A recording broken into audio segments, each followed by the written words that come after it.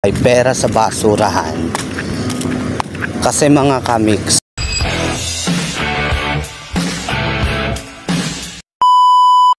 Hello mga kamiks, good morning. So ngayon titingnan natin ang mga basurahan kung may mga laman na, kung ito ay puno na.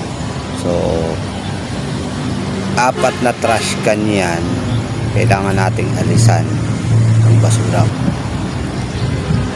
Meron tayong isa dong trash can, and then ito, ayan, pangalawa,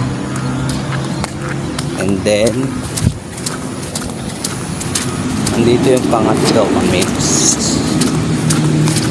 Pakikita ko lang sa inyo kasi maganda yung nakikita niya kung ano yung ginagawa ko dito tuwing umaga.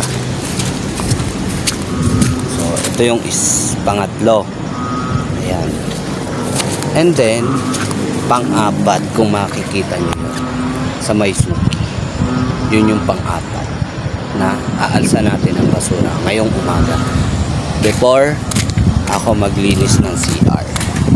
So ito mga kamiks yung una na itinuro ko sa inyo, pero wala pang basura. So yan yung una, and then pangalawa nandito. Andito yung mga kamiks, yung pangalawa nating aalsan sana, pero parang nakikita ko is wala pang laman. So ayan yung pangalawa, wala pa rin. And then pangatlo, dito tayo sa may malapit sa pathway papuntang suki. So ito yung pangatlo. So ayan.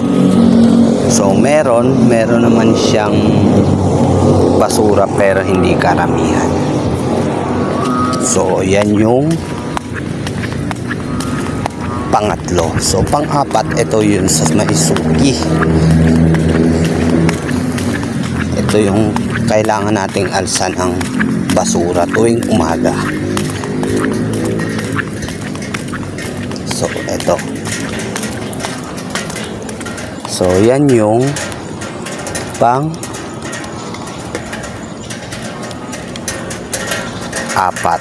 So yun lang mga kamiks, pinakita ko lang sa inyo yung araw-araw routine ko dito sa trabaho ko.